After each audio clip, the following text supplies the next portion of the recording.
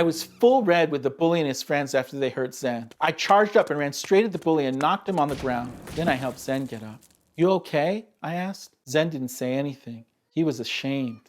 That made me angrier. I told the bully and his friends that what they were doing wasn't nice, and I'd tell on them. My relative in Iran wanted to know more about the bully from episode 5. Oh, we're really scared. She thought when he was making fun of my name, what kind of name is that? Picking on my friend Zen and I, that he was acting on racism. What makes someone like this? She asked. How do they become like this racist? I get asked about racism a lot since I made a film about race and identity this year called Sometimes I Dream in Farsi.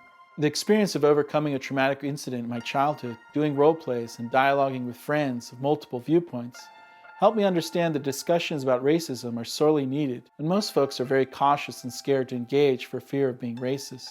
After talking to kids in Chicago at Sky Art, has anyone ever not been nice to you because you're different? I started to realize that we were all different, and we need to acknowledge those differences inside and out. In fact, one of the Sky Art students gave that advice to the 9-year-old me when I was making the film. I would tell 9-year-old Pirooz to embrace his differences, acknowledge them inside and out. Hearing her and everyone else helped me understand this idea, and also that as human beings, we're constantly noticing the differences between us. This often leads to cliques, or dare I say tribes, and according to my father, we're still operating like cavemen. We are still cavemen, he told Brad and me in Los Angeles in 2018.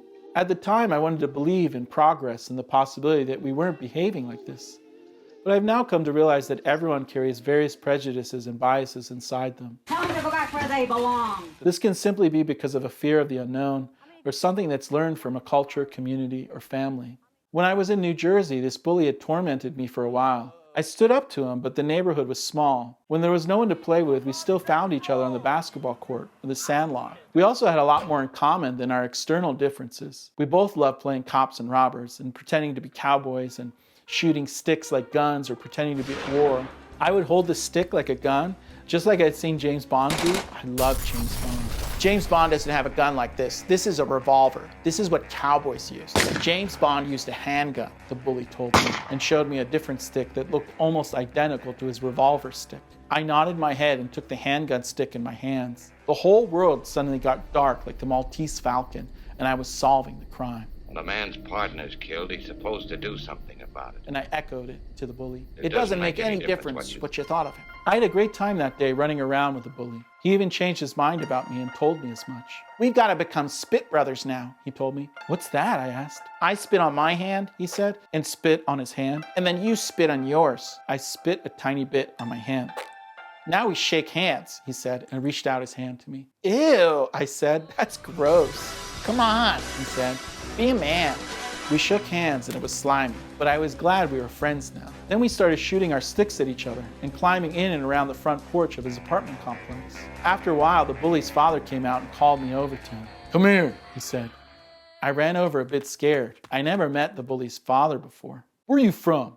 He asked me. I live here, I said. Down there in 407. No, kid, he said. Where's your family from? I was born in Iran, I said. Well, we don't like guns in America. Guns are bad, you hear me? They're bad. And I don't want you playing with my son again. You understand? You just play down over there with your people. I dropped the stick after he yelled and ran home. By the time I ran the few blocks to our complex, I was crying and ran in and told my dad that the bad man told me I can't play with a bully anymore because he doesn't like guns. My friend was the one who taught me how to make stick guns, I told my dad. My dad made his eyebrows in the shape of a V, grabbed my hand and told me we were going to see the neighbor. No, Dad, I said. Please, I'm sorry. It's my fault. I don't want to go. Why you not want to go? That man was scary, I said. For some reason, I was always scared people would take us away in America, or that my dad would go to jail. But I was more afraid of my father when he was angry, so I just followed him to the neighbor's house. This is the house? My dad asked. I nodded my head and held my breath. The bully's dad came out, and right away, my dad and him started arguing. I went to Vietnam, the man said. My family doesn't believe in guns. These are children, my father said. They are not playing with real guns. Look, I don't know how you do it in Iran, but in this country, we do things our way. That means I don't want to see your kid playing with mine. You got that? This is not right, my dad said. I am a man of peace. My son is taught peace and kindness. This is just children playing. It is not right to say these things about my country. I am American. Listen, you're just gonna have to leave. Take your kid with you and get out of here. I don't want guns around my kid or playing wars or anything like that. You understand me? My dad wasn't going to budge.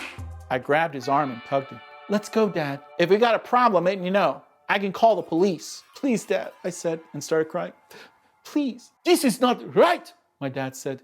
You are setting a bad example for these kids. Whatever, man, the bully's dad said. This is America, and this is my kid, and I can set whatever example I want. And I don't want any of you people playing with my kid. You got that? Dad, please, I said and pulled on his arm. My dad finally let go. I think for me pulling the whole time. He walked me back home and explained that we were people of peace. I raise you to be a man of peace. This man and his chair to pert, this is a bad behavior. Don't learn from this, Pirooz. You have to be strong. Don't let these people affect you 1 second. Okay, Dad, I said. After that, the bully actually became my bully. I know I've been calling him that this whole time, but I actually think his name was Chuck before this happened. It was only after that he started calling me names and saying I was smelly and we stopped being spit brothers. Do you remember that happening, Dad? I asked him as he was sitting to watch his favorite show with my mom, Little House on the Prairie. What can you do? My dad said. People are people. The theme song for the show just started. It's still winter in New York. That time in New Jersey was 37 years ago. I can still remember Chuck looking out from his window when we were all there. We catch eyes for a moment, and I can tell he's as sad as me.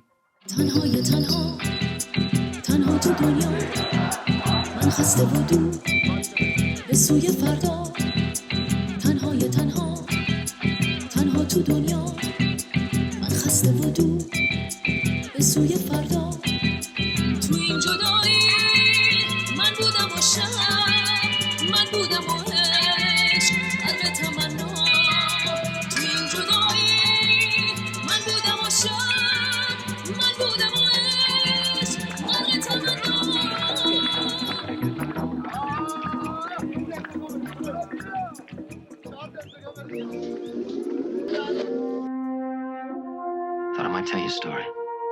Oh, please, Pa. Little House on the Prairie, Season 1. Kansas, here we come. Experience the groundbreaking first season. You like home?